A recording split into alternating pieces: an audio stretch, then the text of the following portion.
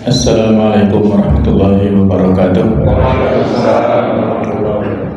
Alhamdulillah wa kafa, wassalatu wassalamu ala nabiyil mustafa wa man sara ala nahjihi faqad iktafa wa ba'd. Tentang, saya kasih judul haji adalah perjalanan spiritual. Dulu, ya boleh, pada saat Nabi Ibrahim alaihissalam selesai membangun dan meninggikan pondasi Ka'bah, beliau diperintahkan oleh Allah Ta'ala untuk menyeru kepada umat manusia supaya mereka melaksanakan ibadah haji. Maka saat itu Nabi Ibrahim meragu, ya Allah, apakah seruan saya terdengar oleh mereka? Allah menjawab, serulah mereka, maka aku akan menyampaikan suara itu kepada semuanya. Maka Nabi Ibrahim saat itu berdiri di atas bukit Sofa dan mengatakan di Jabal Qubais, ya, dan menyeru kepada umat manusia, innallaha kataba alaikumul hajja fahajju, Allah mewajibkan kepada kalian untuk berhaji, maka hajilah. Maka saat itu seluruh penduduk langit dan bumi mendengarkan seruan Nabi Ibrahim alaihissalam dan mereka menjawab, labbaik Allahumma labbaik. Ya Allah, kami penuhi panggilanmu, kami penuhi panggilanmu. Maka kita bisa membuka di surah Al-Hajj ayat ke-27. Allah berfirman, wa adzin fin nasi bil haji, sampaikanlah kepada manusia untuk menunaikan ibadah haji. Yaitu karijala wa ala kulli dhamir, mereka akan datang kepadamu baik berjalan kaki ataupun mengendarai unta yang kurus. Ya'tina min kulli fajjin amiq, mereka datang dari seluruh penjuru dunia yang terpencil. Itulah asal muasal daripada ibadah haji ini, ya. Sehingga pada saat kita menunaikan ibadah haji, maka saat itu kita sedang memenuhi panggilan Allah Subhanahu wa taala. Al-hujjaj wal ummaru wafdullah. Para jamaah haji dan jamaah umroh itu adalah utusan Allah, tamunya Allah. Ta'ahum fa'ajabu, Allah memanggil mereka, maka mereka memenuhi panggilan itu. Wasa'aluhu fa'atahu, mereka meminta pada Allah, maka Allah memberikan apa yang mereka minta. Jadi dalam hal ini Pak Priyambudi dan istri, ya, itu telah memenuhi panggilan Allah Ta'ala, sehingga nantinya ketika sampai di sana, doa-doa yang disampaikan beliau insya Allah akan diijabah oleh Allah Ta'ala. Ya, mungkin barangkali beliau sudah menyampaikan kepada panjenengan, ya, untuk titip doa, ya, monggo, ya, itu orang-orang yang dekat dengan kita itu bisa menitipkan pesan-pesan dan doa-doa, karena waktunya panjang. Baik pada saat kita di sekitar Ka'bah, itu ada di samping Hajar Aswad dan pintu Ka'bah itu ada multazam namanya, tempat yang paling mustajab seluruh dunia. Bisa doa di situ, atau juga bisa doa pada saat wukuf di Arafah. Itu waktu yang luar biasa mustajabnya. Jadi Allah Ta'ala memberikan pesan di surah Al-Baqarah 196 itu, ya, bahwa wa atimul hajja wal umrata lillah, sempurnakanlah haji dan umrah itu karena Allah. Sehingga di kesempatan ini ada 3 pesan yang ingin saya sampaikan. Yang pertama yaitu jaga keikhlasan niat. Yang kedua, supaya melaksanakan rukun wajib dan sunnah-sunnah haji dengan semaksimal mungkin. Dan yang ketiga adalah mengupayakan supaya meraih haji yang mabrur, ya. Nah, lanjut, ya, poin berikutnya. Supaya poin pertama yang paling penting adalah menjaga keikhlasan niat. Nah, ini yang paling utama. Bahwa pada saat kita memenuhi panggilan Allah Ta'ala itu untuk lillahi ta'ala, bukan karena ingin dipuji atau barangkali ingin mendapat panggilan Pak Haji atau Bu Hajah, atau kalau di Malang ini Abah sama Umi biasanya, Pak, Kalau orang sudah berangkat ke Mekah haji itu yang laki-laki dipanggil abah, yang perempuan umi. Nah, bukan untuk itu. Bahkan menurut riwayat dulu dari sematan haji itu dulu katanya warisan Belanda ya, dalam rangka untuk ya melakukan klasifikasi kepada masyarakat. Allah alam ya. Nah, berikutnya sesungguhnya ya, ada sebuah hadis tentang masalah niat yang sangat populer ya. Innamal a'mal binniyat. Sesungguhnya seluruh amal itu dampaknya tergantung pada niatnya. Kalau berangkat ke Baitullah betul-betul memenuhi panggilan Allah Ta'ala, maka akan diberikan pahala yang banyak ya, di antara nanti kita akan sebutkan beberapa fadilahnya ya. Kemudian bagaimana kita memperbarui niat ini dilakukan setiap hari, selalu terupdate niat kita ini, bukan hanya di awal tapi di pertengahan dan sampai di sana, bahkan sampai pulang pun. Niat karena Allah Ta'ala, niat untuk mengharap ridha Allah, kemudian niat untuk menjadi hamba yang lebih taat setelah kepulangan dari ibadah haji, kemudian berdoa untuk kebaikan diri, keluarga, dan umat. Jadi karena kita pada saat haji ini kan salah satu di antara orang yang dikabulkan doanya musafir ya. Salatu da'awat la turadu, ada 3 macam jenis doa yang tidak tertolak, yaitu doa orang yang puasa, yang kedua doa orang yang lagi dalam perjalanan musafir, yang ketiga doa orang yang terdolimi.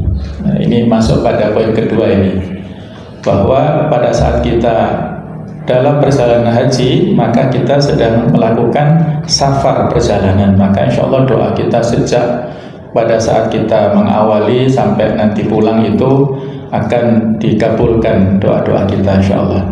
Poin berikutnya yang kedua, yaitu melaksanakan rukun, wajib, dan sunnah haji ya. Nah, yang saya tekankan ini ya Pak Priyambudi, bahwa Bapak ini kan masuk gelombang 2 ya, insya Allah. Nah, ini ada tantangan tersendiri karena langsung menuju ke Mekah.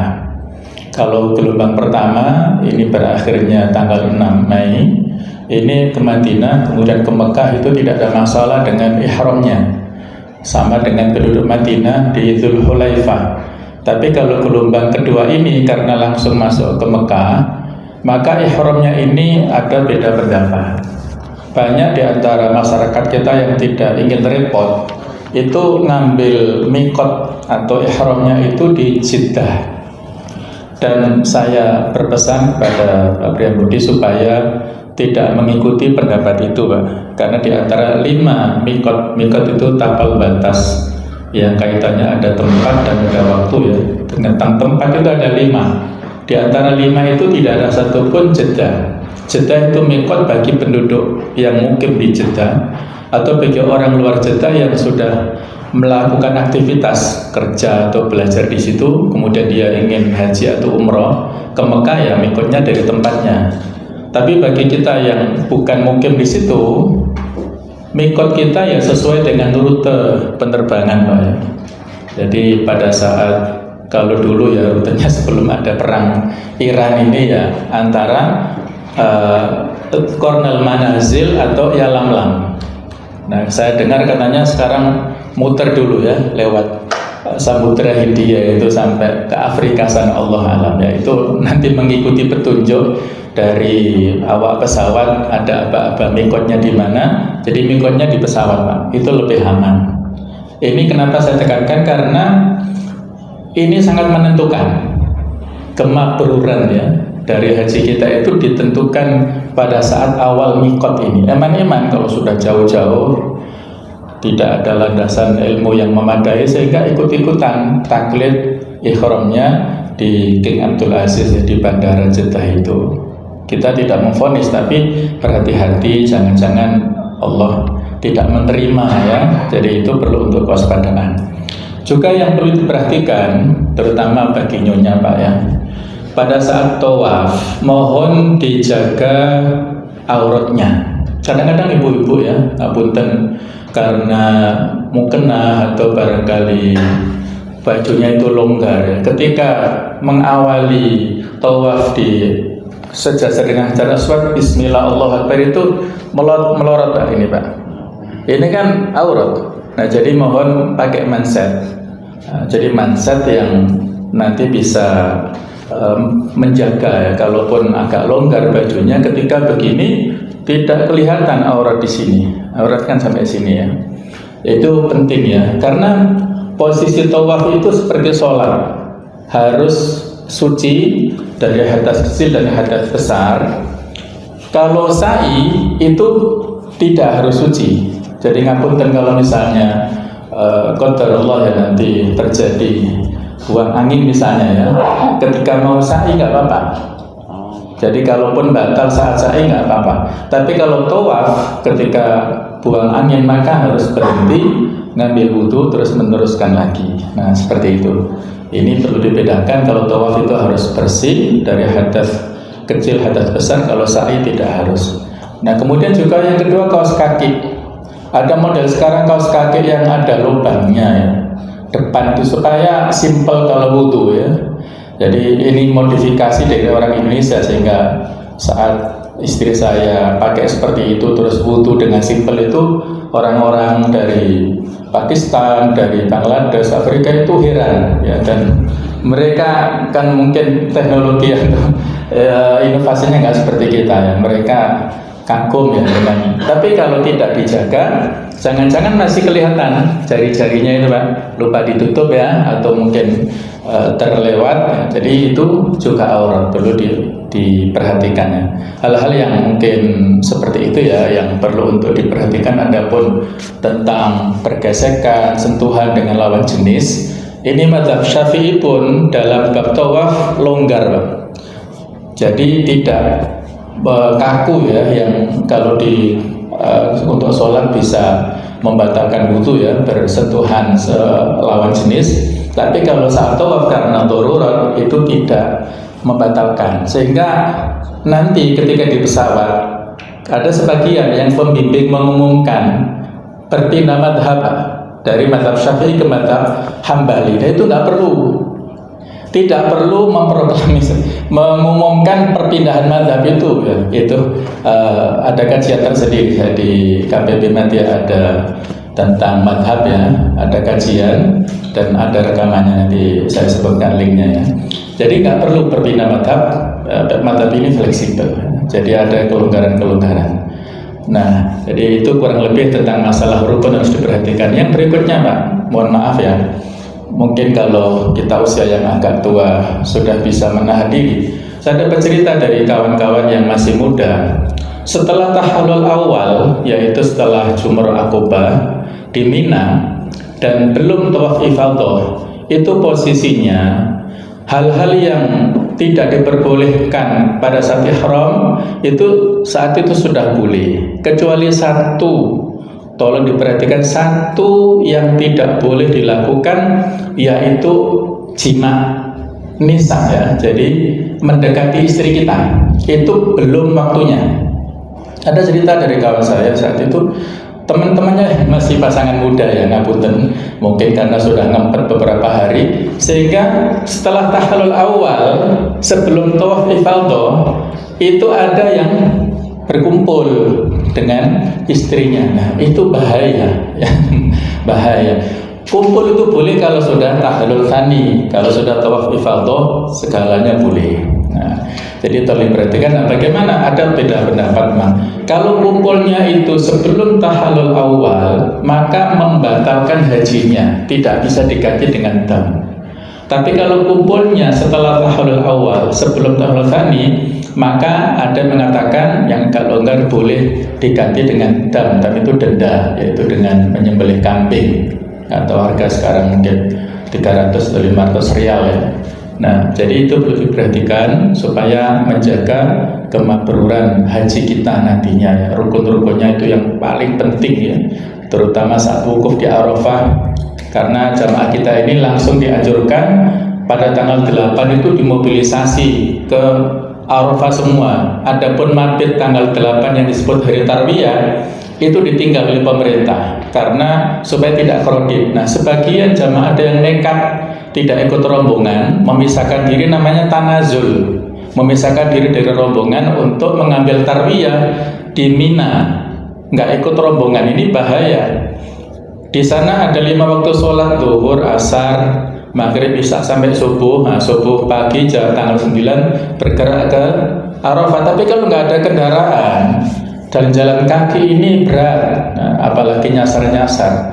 Jadi diikuti saja karena itu sunnah.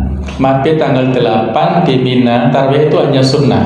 Sedangkan yang mabit tanggal malam 11, malam 12, malam 13 itu wajib yang di Mina ya, setelah tanggal 10-nya itu. Nah, kurang lebih seperti itu. Lanjut dulu.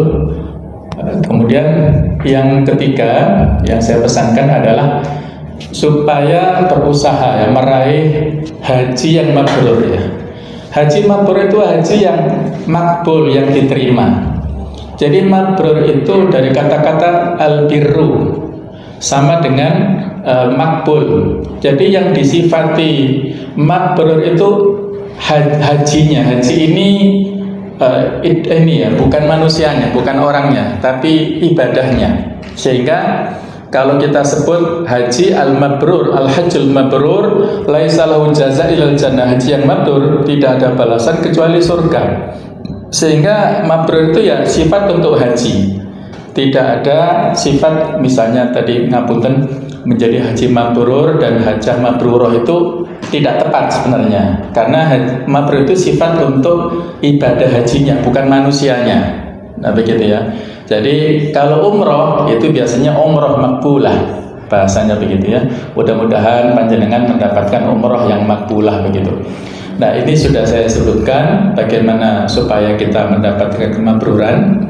Yang penting adalah bahwa nanti dipertahankan sesudah berangkat dari sana ya. Jadi dipertahankan ketika di sana menjauhi ini jidal, perdebatan, kemudian rofaf, kata-kata cabul, kemudian fusuk, kedoliman ini tolong dijauhi.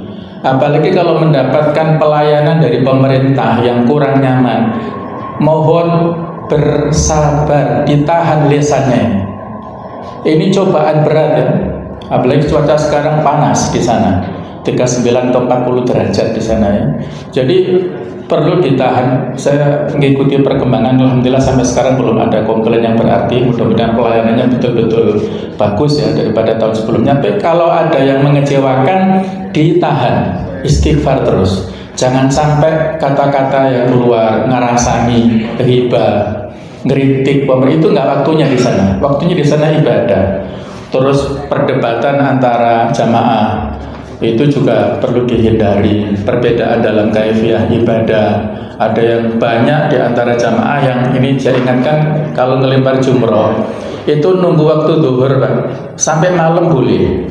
Untuk selain jumroh akobah ya, jumroh akobah tanggal 10-nya itu waktu duha. Tapi kalau tanggal 11, 12 atau 13 itu waktu startnya setelah zuhur sampai malam boleh nunggu sampai sepi. Tapi kalau habis subuh itu belum masuk, ibarat sholat belum masuk waktunya, itu banyak jamaah ngambil sepinya habis subuh tanggal 11 sudah berangkat ke Jamarat untuk melempar jumroh.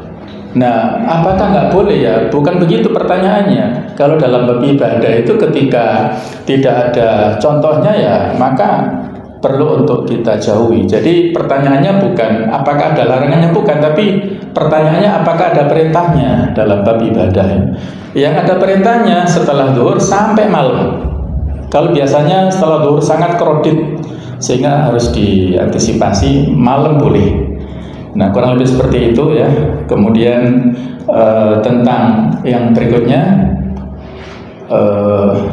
ini tips ya, adab dan tips di tanah suci ya. Karena ini tanah suci maka dijaga ya, apapun. Kadang-kadang itu Allah langsung memberi peringatan. Misalnya ngapunten ya, ada orang ngapunten ya yang hitam besar gitu ya, batin saja. Itu kadang-kadang Allah langsung peringatkan itu. Kawan saya cerita, langsung temannya nggak kolu, nggak selera makan 1 pekan. gara-gara batin Afrika yang hitam-hitam. Sudah, kita subhanallah, ini adalah makhluk Allah yang Allah Ta'ala ciptakan, ya tidak boleh dibatin macam-macam. Apapun yang dilihat, yang ini dibatin saja, tidak perlu diekspresikan, tidak perlu dibicarakan dengan pasangan kita. Ini tanah suci yang bertuah ya, ataupun yang perlu untuk dihindari, dan sebenarnya bukan hanya di sana ya, dimanapun kita berada ya harus menjaga. Yang terakhir, ada kalimat motivasi sengaja saya cantumkan ya. Allah tidak memanggil orang yang mampu, tetapi Allah memampukan orang yang terpanggil. Ini motivasi yang penting ya. Banyak orang yang mampu pergi kemana-mana, ke Eropa, ke Amerika untuk wisata, tapi mampir ke tanah suci nggak mau. Banyak orang yang mampu dari sisi finansial, sehat juga, tapi belum terpanggil, sehingga belum berangkat ke tanah suci ya. Mungkin panjenengan merasakan sesama pegawai, sesama golongan, sesama eselon, pendapatannya sama, yang satu sudah berangkat, yang satu belum. Itu memang tergantung pada keterpanggilan ya. Ada nenek-nenek tua yang berangkat tahun ini dari Kabupaten Kediri, saya kira tertua, usianya 105 tahun. Profesinya penjual bubur, bisa berangkat haji, alhamdulillah. Jadi rupanya bukan sinetron saja ya, tukang bubur ya, nenek haji itu sinetron. Nah ini nenek-nenek tua. Ada tadi malam saya lihat dari Banyumas, ibu-ibu usia yang penjual peyek, ngapunten, penjual peyek. Dia nabung mulai 2012, sehari 5.000 rupiah Pak.